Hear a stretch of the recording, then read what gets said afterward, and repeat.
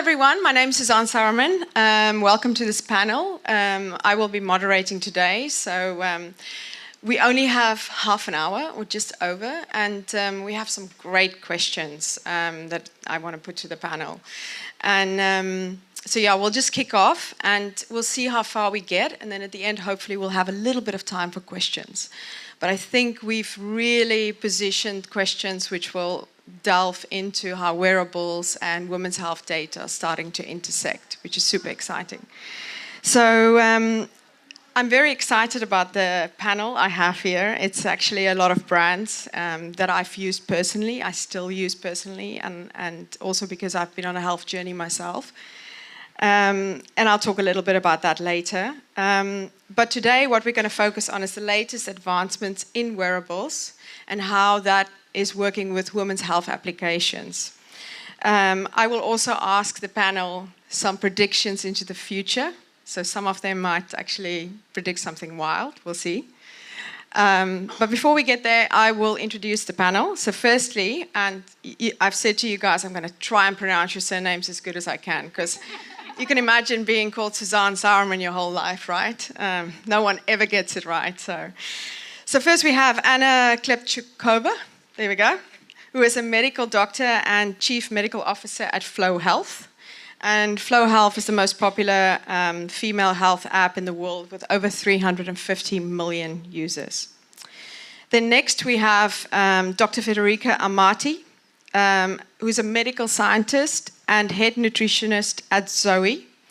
And she's also a best-selling author of a book called Everybody Should Know This. And she is also a researcher at King's College and a lecturer in nutrition at Imperial College. Very, very busy. We've hardly spent any time together before this panel. So, and next we have Kristina Masalin. Trying to do it correctly there.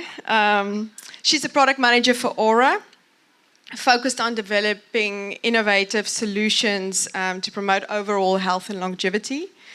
Kristina's also been part of the team that has created period prediction, cycle insights, and more recently, she's been working on a new feature for all your ŌURA ring wearers, which we've been spotting. We've been counting the ŌURA ring wearers and the WHIP in the room.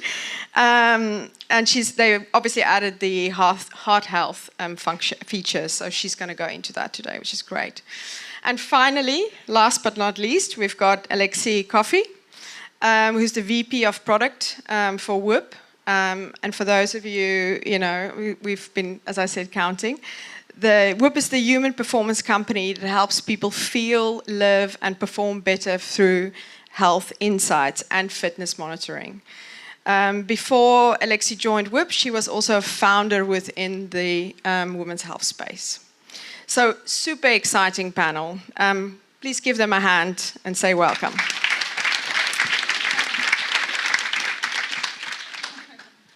So as we continue to advance in the field of technology, wearables have become an integral part of our daily life.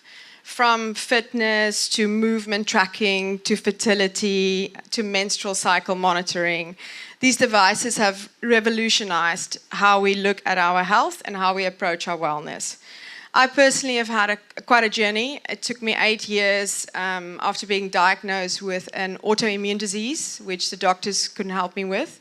So I made a spreadsheet of my health, and I went on a big biohacking, which I don't like that word, I call it health hacking now, journey, and I just started using sensors on my body.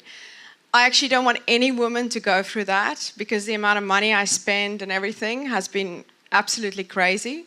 But I can just tell you, understanding your body and having health data is a superpower. It's an absolute superpower. So this is an area that I'm so passionate about, and that's also today, you'll hear the questions will be very specific around that. So firstly, I would like to put a question to Alexi, to Kristina, and to Federica. And this is all about exploring the intersection of technology and health data. What are the opportunities of wearables in women's health specific applications? And I'll start with you, Alexi. Amazing, thank you. I mean, I think it's exactly what you just said, right? understanding your own body is a superpower. And to really understand your own data, to have that data collected over many years, is incredible in terms of lifestyle adjustments. So how do you sleep differently? How do you exercise differently? How do you manage stress differently? And then you layer in menstrual cycle data. How do you do that during different phases of your cycle? And then in terms of patient advocacy, being able to know your body and walking to a doctor's office and say, hey, this is what's going on with me. Look at it. Look at my data, is so incredible. 1 in 4 women have some sort of hormonal imbalance in their lifetime, and there's still so much we don't understand about women's health. How disease presents differently, how symptoms show up for us. And so Wearables really promises to expedite that research, and I get so excited about that. Knowing your own baseline and then how it deviates from your own baseline is super powerful. So an example of how we did research at WHOOP, we looked at, in pregnancy, heart rate variability and resting heart rate, and how that changed throughout a pregnancy journey. And what we found is a novel inflection point 7 weeks before delivery. So this is independent of it being the 32nd week. And that fueled us to go build a feature, Pregnancy Insights and Postpartum Insights, that helps women, expectant mothers, understand what to expect, what changes go on in their body. I got to use this experience last year when I was pregnant, and it was amazing. It helped me in my second trimester when I had a scare. It helped me when I went into delivery, and I was like, my stress monitor contractions, they're showing right here. It changed how I got care. It helped me after advocate to get enough sleep when I shared care responsibilities with my partner. And so it's just super powerful to know yourself in that way. And I hope that for everyone. And a lot of people will also say that they're a little nervous sometimes to have all this information, that it's overwhelming. And so it's really helpful to, if you're interested in trying it, it's really not that hard to get started. And for example, companies like WHOOP, you can try it for 30 days and even see if it's for you. Because sometimes it's easier to see it than to even describe it. Yeah, it's the power of seeing it. I think that's what's so amazing, right? Kristina, you wanted to add? Yeah, the power of seeing. And I also have a personal experience to share with pregnancy. And I just had a year ago my second child, and I went through that journey with wearing the ŌURA ring. And I think where it become really powerful is obviously seeing those baseline changes, like the starting point where you started and how something like your heart rate, what happened to your heart rate throughout that 9-month journey, and being able to track it in real time, seeing it as visualized. That was super powerful because it helped understand, first of all, how hard your body is working. But then it also helped to be kind of compassionate towards yourself. When you're 9 months pregnant, your heart rate is pretty high and it's super tough and you need to rest. And it's right, now this data is telling me this. It's validating my experience. And it's easier to be compassionate towards yourself when the data is kind of speaking for that. But I guess with wearables, and where it becomes really empowering is collecting it long term.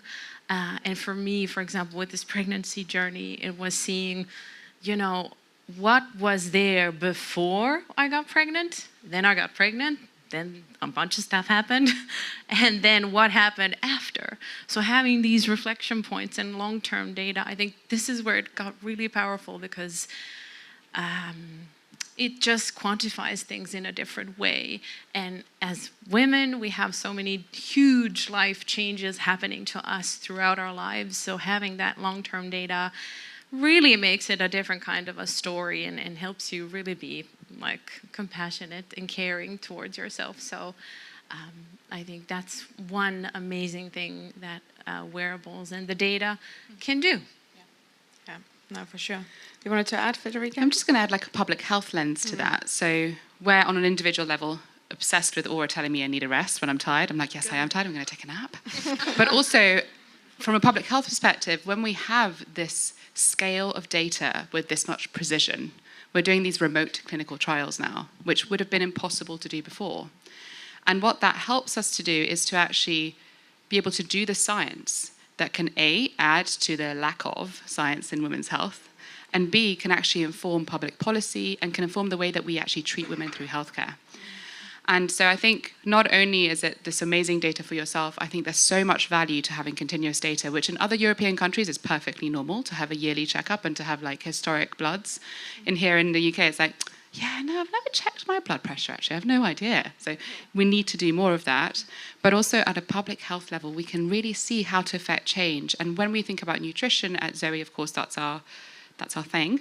And how do we engage people to make dietary change when public health messaging is falling completely flat?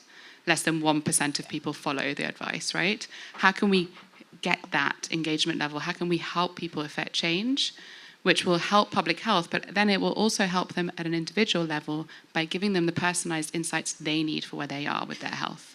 So there's this real like macro benefit that combines with the individual level benefit, I think. Yeah.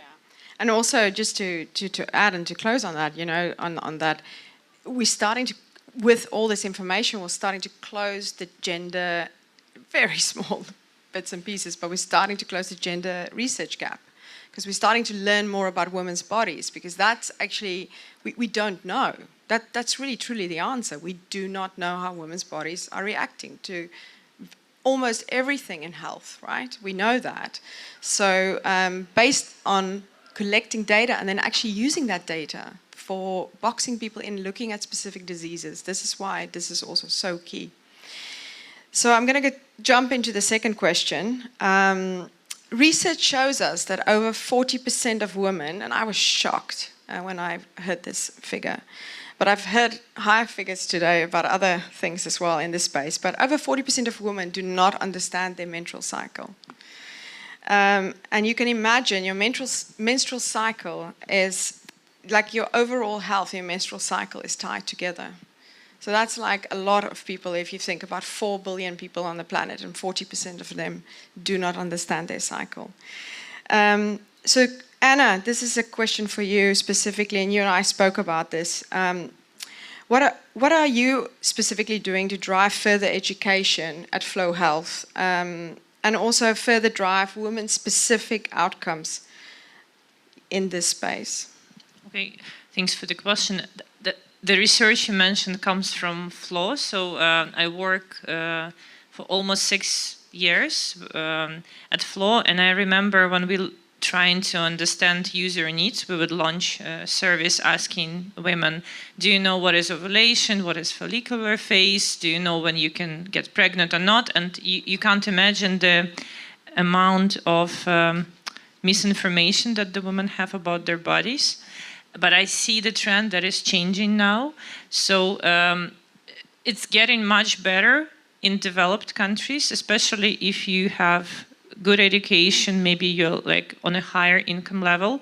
We see a big trend that women would want to pay for education, health education. They would want to understand more about their bodies, and I would want to connect it with Wearable.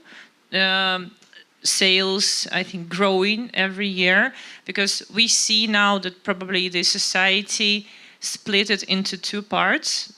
Like a smaller group of people started to focus more on their health. They want to understand their bodies better. They try to take control because they value their health so much, and they see that public health is failing to meet their needs. That's what happened with you, Suzaan.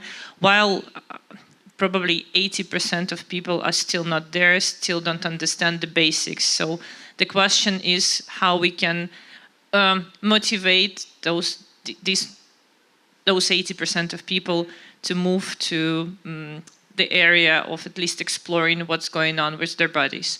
But I'm looking positively in the future because as a business person, not only medical, I see that our subscription business, so basically women pay Flow to get health information that they can Google, to be honest. But what we do is probably provide better quality information, but we see our sales are growing. And what's interesting, I was sharing it with Alexi today, that we see if we add to our subscription advertisement the line saying, besides health education, we will also provide explanation of your wearable data. We see up to like 6-10% of growth of subscriptions. So people would want to pay to understand data from wearables. And they pay not ŌURA or WHOOP, they pay to Flow. So I feel that maybe next 10 years will be an era of wearables where this minority of people who want to improve their health and take control of their bodies would explore even more. I totally agree with you. I also think it's taking the data we now get from the apps and actually starting to merge much closer. That's also at ŌURA, for example, you have a partnership with one of your competitors. But I think that's really strong when we start to see that happening, where it's shared from wearables, body temperature, and then we start to educate on the menstrual cycle and actually what does that mean. And I'm not even going to mention the word menopause here, but that is, of course, like completely new area as well. Like, where are we, in terms of connecting body temperature? I don't know, Kristina, do you want to say something here? Also, maybe connecting the heart health, because I think that is also quite interesting, specifically with the women's focus. From a woman's perspective, yes, but I guess building from what you said, I think for wearables, I think we're going to see a lot of, because we, as a wearable company, we cannot solve all the problems there are by ourselves. We don't want to. Tech companies have to focus on something and solving and building the best value to their members from their point of view. So for us at ŌURA, we've taken this approach that we're not going to try and solve all the problems ourselves. Rather, we're going to focus on building an ecosystem approach where we actually partner up with other amazing companies who are absolute extreme experts in what they do. And I think they're it is about the product experience, but for us it's about like, what does the hardware, we're really good at hardware, what does the hardware enable you to do? What kind of data does it enable you to collect? And then kind of leveraging together and meeting and seeing what the member and user best values and building on that. I think it's really exciting, and we're going to see more of that coming from ŌURA in the few years, and pretty soon as well. So keep an eye out. But that's great. Yeah. So next question. I'm speeding us along because we only have 35 minutes. It would be great if we had an hour, because I think we can talk so long about this. Federica, this question's for you. CGMs, it's probably my favorite wearable in the whole world, continuous glucose monitor. I wear one 5 times a year. Just check up on myself. I'm not diabetic. It's just a check up on myself. Biggest habit changer for me. Changed my habits overnight, first time I wore it. And it continues every time I continue to learn more about my health. So my question to you is, how are you integrating that specifically with Zoe? And you're doing some quite interesting things in the nutrition space, in the gut microbiome. But how are you linking that to specific women's health applications? Yeah, so we only use the CGM for the 2-week testing period at Zoe. And we use the data from it's called a metabolic test meal. So it's this cookie, if anyone's tried it. It used to be a muffin, which was way worse, to be honest. But it's designed to have the number of calories, fat, and sugar that is found in a standard Western diet meal. Very high in fat, very high in sugar. So when everyone eats the exact same cookie, with a continuous glucose monitor, what we get to see is how does that person react to the same cookie as everyone else. Everyone takes it fasted, and there's a gap between the first and the second set of cookies that's timed as well.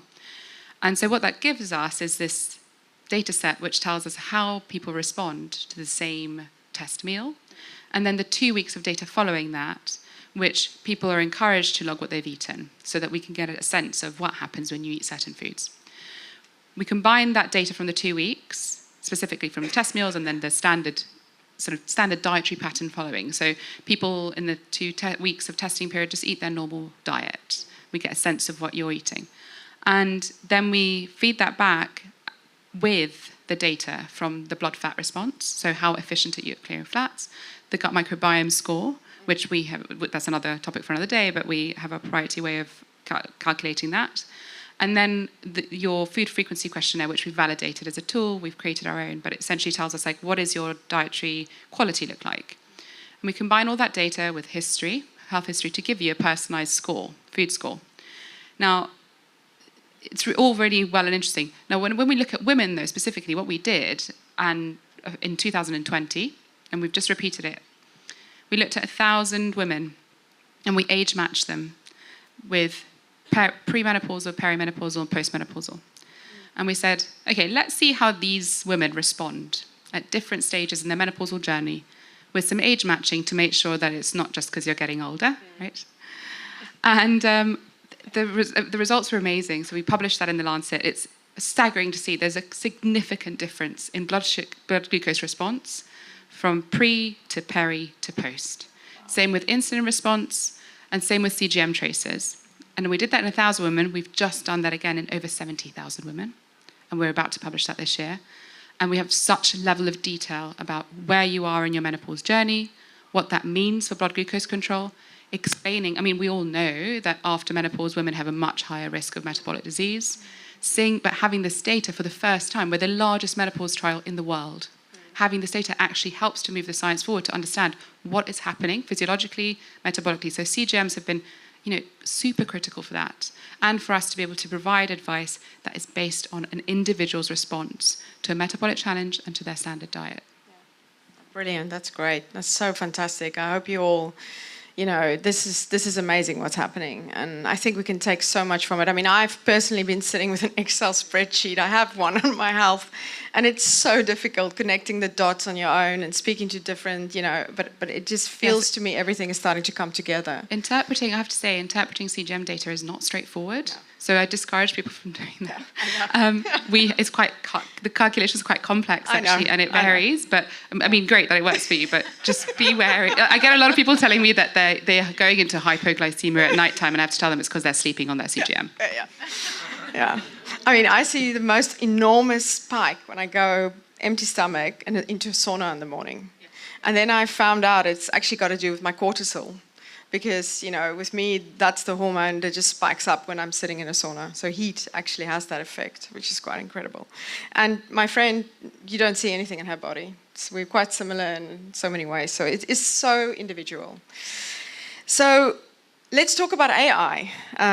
We've got one more question after this, but we're going to focus a little bit on AI because I think it's important. This is about the future. We're talking about the future here. And specifically, again, looking Alexi, looking at you as well, Kristina, how do we create the right algorithms specifically for women that actually create personalized insights and also start to help us to close this enormous health gap? How do we do that in the right way? Because I know that's a big question out there, right?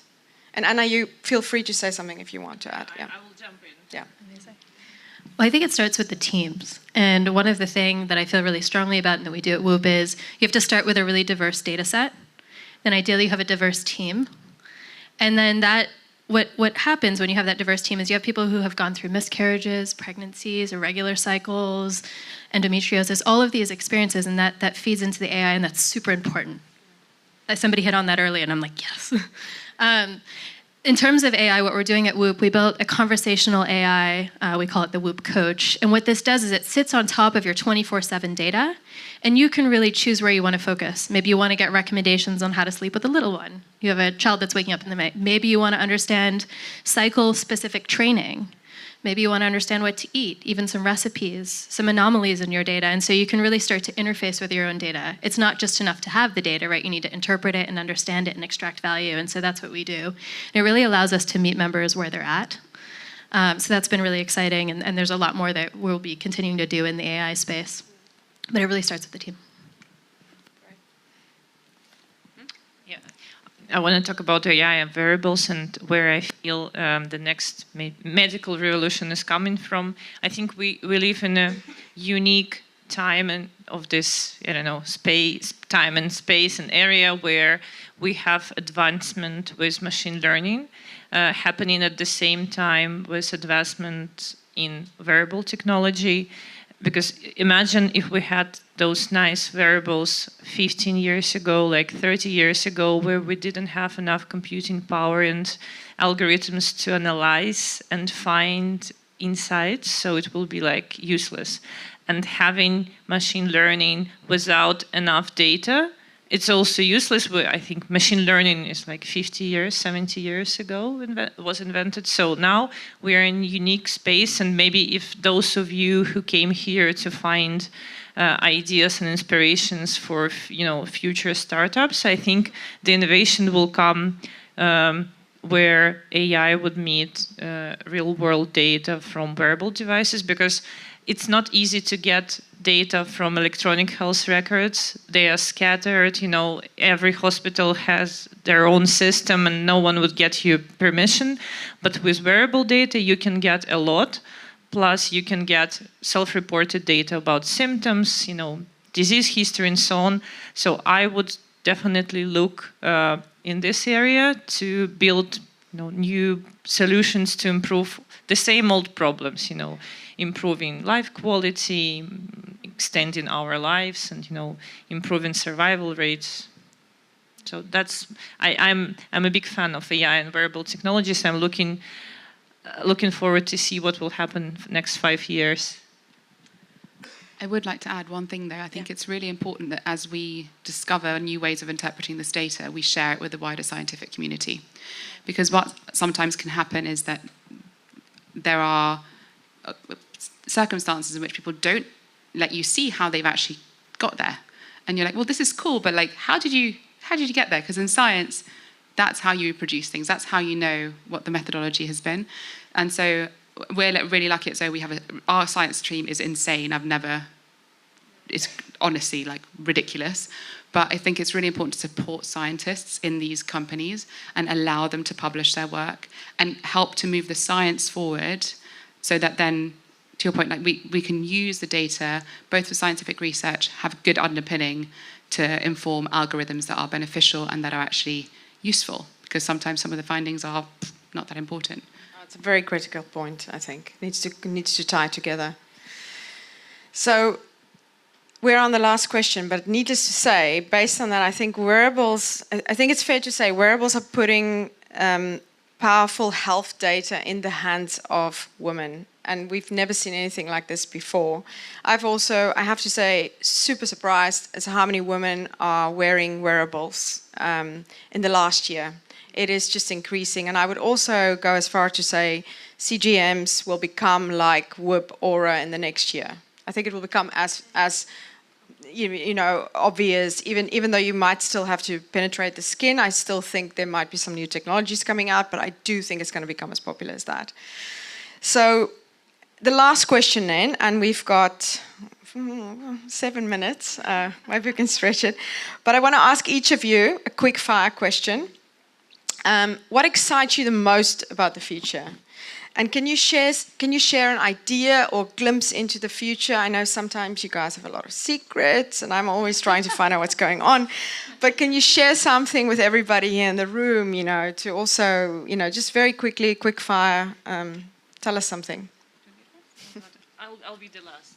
Okay, fair enough. I can go first. Well, I think with coming from a product perspective and from a wearable company, what excites me the most is like wearables allowing you as a woman to see the full picture, not just looking at your cycle or pregnancy or a single point in time or a single biometric or biosignal, because that does not tell the whole truth. We are full bodies and full of a lot of things happening, and I think like connecting the dots and understanding like something like sleep, for example.